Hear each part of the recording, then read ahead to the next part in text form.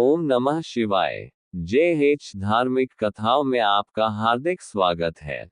हिंदू पौराणिक ग्रंथों में शिव पुराण एक सुप्रसिद्ध पुराण है जिसमें भगवान शिव के विभिन्न कल्याणकारी स्वरूपों, भगवान शिव की महिमा, शिव पार्वती विवाह, कार्तिकेय जन्म और शिव उपासना का विस्तृत में वर्णन किया गया है। भगवान शिव की लीलाओं एवं कथाओं के अतिरिक्त इस पुराण में विभिन्न प्रकार की पूजा पद्धतियों और ज्ञानप्रद शिक्षाओं का उल्लेख भी किया गया है। वैसे तो यह माना जाता है कि मूल शिव महापुराण में श्लोकों की संख्या 1 लाख थी, लेकिन महर्षि वेद व्यास जी ने इसको 24,000 श्लोकों में संक्षिप्त कर दिया।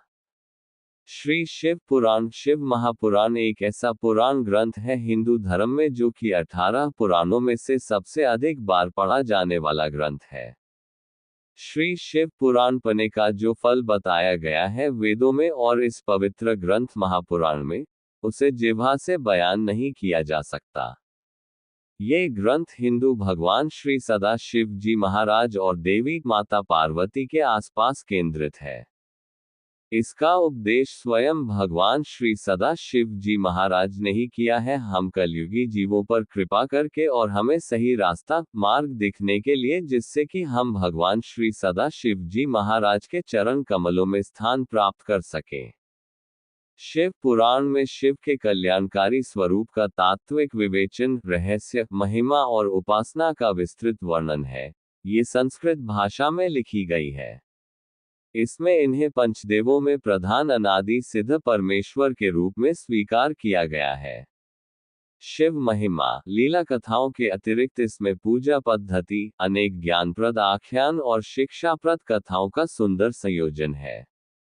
इसमें भगवान शिव के भव्यतम व्यक्तित्व का गुणगान किया गया है। शिव जो स्वयंभू हैं, शाश्वत हैं, सर्वोच्च सत्ता है, विश्व चेतना है और ब्रह्मांडीय अस्तित्व के आधार हैं। सभी पुराणों में शिव पुराण को सर्वाधिक महत्वपूर्ण होने का दर्जा प्राप्त है। इसमें भगवान शिव के विविध रूपों, अवतारों, ज्योतिर्लिंगों, भक्तों और भक्ति का विशद वर्णन किया गया है। शिव पुराण का संबंध शैव मत से है।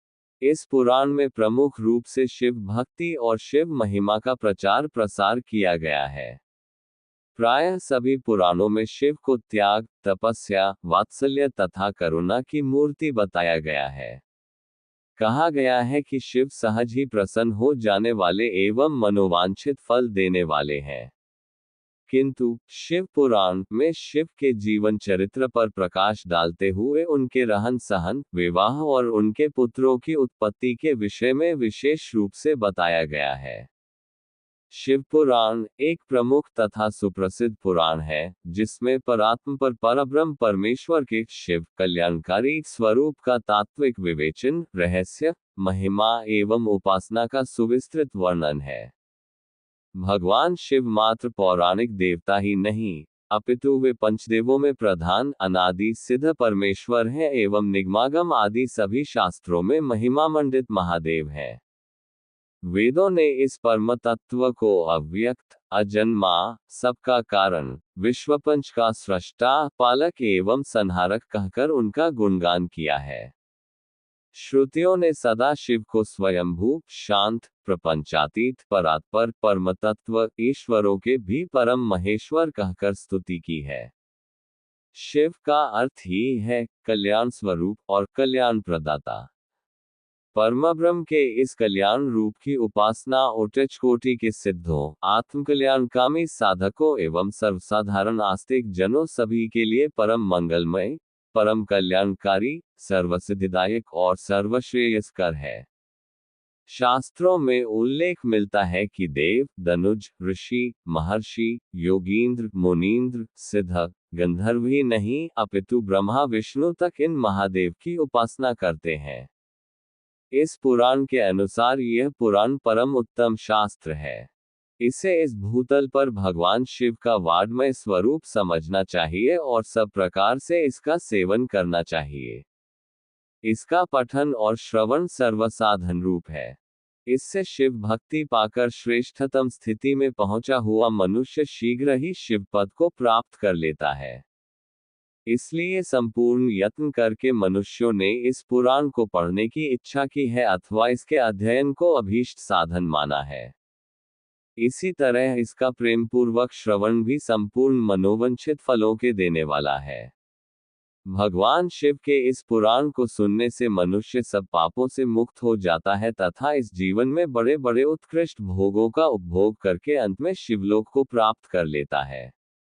ये शिव पुराण नामक ग्रंथ 24,000 श्लोकों से युक्त है।